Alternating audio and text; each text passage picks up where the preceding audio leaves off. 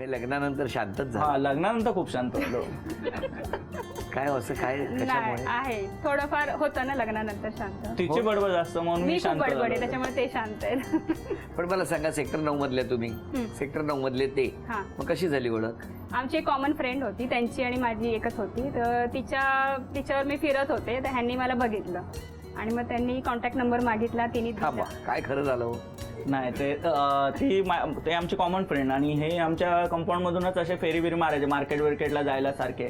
आणि मी मित्राबरोबर बसलेलो असायचो तिकडे असंच आपल्या गप्पा मारत. तर तिला बघितलं मी भरपूर वेळा. नंतर ती माझी कॉमन फ्रेंड होती, ती माझ्याशी गप्पा मारायची, ही काय माझ्याशी मारायची नाही गप्पा.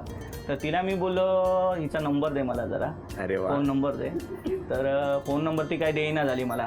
मग मी बोललो आता असं कसं निघणार नाही. तर मग तिच्या घराखालून मी सारखा असं फेऱ्या मारायचो. कोणाच्या? हिच्या घराखालून. ही सेकंड फ्लोअरला राहायची ना, आणि तर मी ग्राउंड फ्लोअरला राहायचो. हा, तर बरं. मी असं खालून मित्राला सारखा घेऊन तिच्या घराखाली, आणि मग ही गॅलरीत आली तर मग मुद्दाहून असं उभं राहायचं तिथे बघत तिला. मग हळूहळू तिची ओळख झाली. तुम्हाला माहिती होतं हे तुमच्यासाठी हो, उभे हो राहतात? माहिती होतं. कसं काय? कारण मला मैत्रिणीने सांगितलेले की तो तुझा नंबर मागतोय, पण तुला विचारल्याशिवाय मी देऊ नाही शकत आहे. बरोबर आहे. मग मग त्याने शेवटी दिलाच नाही नाहीच number? दिला तिने. मग ह्यांनी आणि माझ्याशी मग मी contact माझ्या केला. मित्राकडून नंबर तिचा काढला. आणि मग माझ्याशीच कॉन्टॅक्ट केला की मला नंबर मिळाला तुझा, तर मी तुला कॉल केला तर चालेल का? तर मी हो म्हटलं. आणि मग फोनवर गप्पा मारता मारता मग फ्रेंडशिप झाली. मग त्यांनी एक दिवशी असं लग्नासाठीच विचारलं. काय? कुठे? इथेच मिनी शिशोर म्हणून आहे सेक्टर 9ला आमच्या इथे, तर तिथे विचारलं.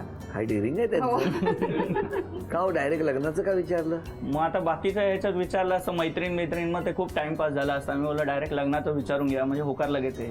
मग मग अजून तिच्या आईन ती बोली मला घरी विचारायला लागेल. त्याच्या आधी आम्ही भरपूर मला वाटतं 3-4 वर्ष मित्रमैत्रिणीच होतो. आणि हे भरपूर- काय असतं मला माहित नाही. म्हणजे नाही म्हणजे लग्नाचं असं होतं अट्रॅक्शन, पण असं वाटत होतं की आई विरोध करेल वगैरे, किंवा त्याच्या सासूबाई माझ्या विरोध करतील, पण असं काही झालं नाही. मग शेवटी आम्ही ठरवलं का नाही लग्न तिची करायचं. आणि कास्ट वेगळी होती, तिला माझ्याबद्दल मी माहिती कोकणी नव्हती. मालवणी आहे आणि आणि हे मी- जुन्नर साईड. मी तर जुन्नर आम्हाला असं वाटलं साईड. की विरोध वगैरे होईल, पण काहीच नाही झाला. माझ्या आईने पण सांगितलं तुला करायचं आहे ना तर ठीक आहे. पण मग तुमचं अफेअर किती दिवस होतं? आम्ही 5 वर्ष होतो. अफेअर 5 वर्ष होतं. घरी माहित नाही? नाही, घरी आईला थोडा डाऊट आलेला, पण आई बोलली कसा तू कसा डाऊट कसा आला? मी सारखी बाहेर फिरायची आणि त्याचा सारखे फोन यायचे, तर मग मी आईला सांगायची काय नाही मित्र आहे. पण आईला थोडा डाऊट आलेला.